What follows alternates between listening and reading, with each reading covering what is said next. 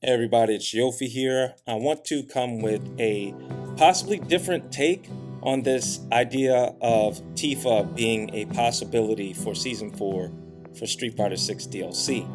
Now, first I want to point out this is a leak. Many people see it as true because the guy who leaked it also leaked Terry Bogard. And because he was right about that, people are taking this as like gospel. But I'm more inclined to believe Terry being in this because Capcom vs SNK, they already have a 20+ year collaboration together. That's believable. We see multiple Final Fantasy characters in Tekken. Why? Because Bandai Namco already has a working relationship going all the way back to the early 2000s, with much of Square's members partnering with Namco and then going back to Square, vice versa. You have Noctis was announced, remember back in 2017? But with Capcom and Square, there's like corporate silence. There's no interviews, no plans, no announcements, no friendliness, no nothing. The audiences don't even overlap, but everybody's already making plans like this is already happening when Capcom might actually be leaking false information to throw people off. But I mean, let's talk business as to how this can be a thing, you know? As someone who's learning the art of business, I gotta say I understand the move. This is not all negative. You know, we know that guest characters aren't downloaded more than the next DLC character, but guest characters bring in fresh purchases from dedicated fans of the franchise. We know that many Metal Gear players bought Smash Bros. Brawl because Snake was in it. I was actually even trying to quit Smash Bros. But when I saw that Sonic was in it, I came back. And likewise, when Ultimate came out, when Terry got in the game, I bought the game. So when a guest character comes in, the data shows it. More people buy the game, that leads to all kinds of possibilities. Capcom is probably jumping on that trend. They did the same thing in Season 2, now they might do the same thing in Season 4 with Tifa. And as far as Square's side, we know that Final Fantasy VII Rebirth didn't actually perform the way that they wanted to. So it might be a smart business move to have Tifa be released around the same time that this new Final Fantasy is coming out next January. That's my prediction. That's really all the positives. Everything else that I'm about to say is just, I don't see this as a good idea to have her in Street Fighter 6 or Tekken 8 for that matter. I'll get to that. Matter of fact, let's talk about that. The first people who aren't excited about this is the Tekken community. I understand that because fans have been asking for Tifa as a guest character since like the early Tekken 7 days. I personally would tell my friends that Tifa would make a better guest character since long before the Tekken 7 days. You know, I remember I was younger and I made like this whole roster and battle system. It was a very in-depth of SNK crossing over with Square for a 2D fighter. I incorporated an entire battle system that could be faithful to both. But you know what I found? I found that 2D fighters and JRPGs don't blend well. Even back then, I realized how insanely difficult it is to adapt 3D RPG characters to 2D systems. I spent months just trying to come up with move lists and mechanics and things that would faithfully represent the Squaresoft characters. I knew then it would just be easier to fit her into a system like Tekken 4. And since Soul Calibur 2 had already put guest characters like Spawn and Link and Heihachi in there, I figured, why not put Tifa from Tekken? So, fans have been asking for Tifa for a long time, and I understand, I've been there. But we shouldn't be upset with Capcom, you should be upset with Namco. If you have something like this, fans are begging for it, at some point, Namco, you gotta listen. You already have a decent relationship. You know, we've seen Final Fantasy characters in Tekken with Noctis and now Clyde. These are the worst Final Fantasy characters in my opinion to be there. Noctis clearly didn't fit in. He's doing all this magic and it didn't really work. But Namco did what they wanted to do. Think about what Namco had to do to put Geese and Akuma in that 3D environment. Their moveset is extremely limited compared to some of the other characters. I'm not saying they're bad. You know, Akuma had to be nerfed. What I'm saying is that because 2D fighters have different mechanics and not a lot of options, it's the opposite of what these 3D characters have. And this is what I'm getting into with my main issue, is that certain characters just don't work with certain games. Whenever you take a character that has a diverse moveset, you have to dumb it down to fit into these weaker systems, and it doesn't turn out well. You could do what Super Smash Bros. Did and make the character suck like they did with Simon Belmont, taking away all of his main moves, or you break the game to put Kazuya Mishima in.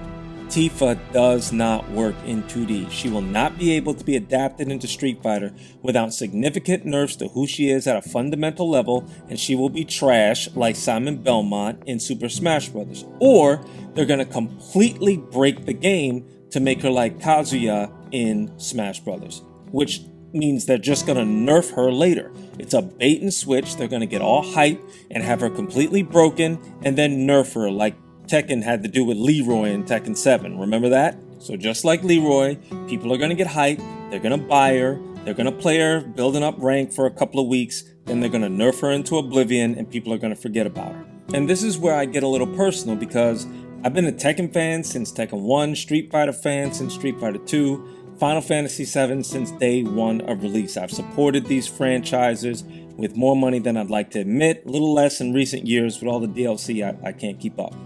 But as a writer, this is a bad move. Tifa, even at a fundamental character level, doesn't fit in this game. First of all, she's not even from Earth. She's from an alternate Earth named Gaia. They're probably going to have like Ingrid bring her over or something. But Tifa, as good of a fighter as she is, she's not really a fighter. She doesn't start fights. She doesn't fit in the fighting game archetype where she tests her mettle against her friends or opponents. Street Fighter and other fighting games, they have characters who just fight for fun, for no reason. You're taking a person like Tifa who had her family killed, village burned, she's living off trauma. She joined a terrorist organization, or she thinks they're freedom fighters, to save the planet from Shinra. And then she gets caught up in a quest to save the whole planet from a literal meteor that's gonna just blow up everything. You know, her character doesn't fit in the game. She fights monsters, an emerald weapon and ruby weapon. But to have her fit in, you're gonna have to commit character suicide. It's like you're gonna have to put this twisted version of Tifa who's happy-go-lucky and just wants to fight everybody, and she's gonna take on an avatar as a student in the world tour, and she's not even gonna mention Cloud unless Square says it's okay. This version of Tifa might end up being more like Dragon Ball Super Goku, who, even though we've seen that he's willing to sacrifice his life for the sake of his friends and his family, no, now he's willing to sacrifice the entire universe and all of them just so that he could fight. And that kind of character might work well in the fighting game scene, it might work well in the anime scene, but RPGs are not known for which character can I pick that's going to make me climb the ranks the highest. Which character can I pick who's going to look good? I know you got the gooners and stuff who are just going to buy the game because Tifa looks good.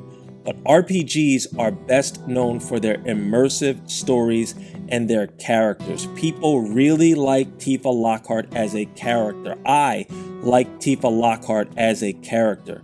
Think, if Chun-Li is the first lady of fighting games, Tifa might as well be one of the first ladies of RPGs, as far as Final Fantasy VII bringing RPGs to the West. I know that there were RPGs before it, but none of them matched the power that the story of Aerith and Tifa and the rest of the characters had and still have over the RPG community. We are handing this character over to the company who just had Alex marry his second cousin / stepsister.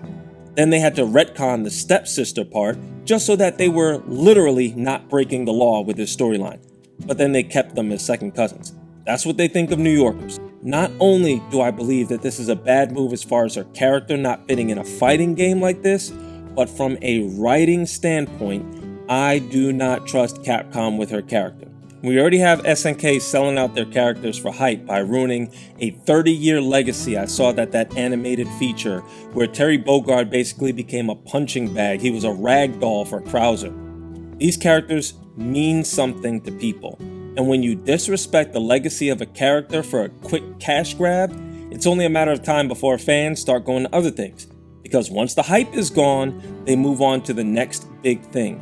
The main thing holding fans to Final Fantasy VII is the amazing story that it tells. It's not the best battle system. It's not that the graphics are better than every other game. They're good, but they're not the best. And it's not like these characters are stronger than the rest. You've got like Lightning from the series is basically a god, right? It's the connection that people have to the characters. It's the fact that you could see Wreck-It Ralph and I saw Aerith Lives painted on the side of the wall.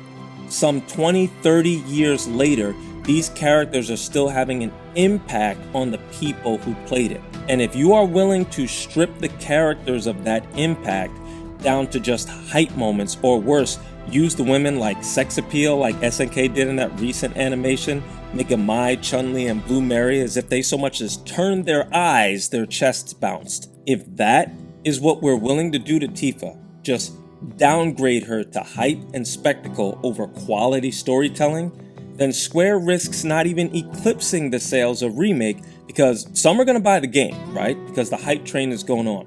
But will they buy this game, keep it, remember it, and become a faithful customer because of how it impacted their lives? Will they tell their children about it? Will they remain with Square when the hype dies down? And the studies show that when the hype dies down, unless you have more hype moments, people don't stay. Look at what happened with DOA. When they toned down the fan service, when they toned that down, people started to realize you can't compete with things like Tekken. They got season passes at like $80. We found out you guys don't know what you're doing. A lot of this was hype, and when the hype died down, they couldn't keep up. Are we willing to risk doing that to Tifa?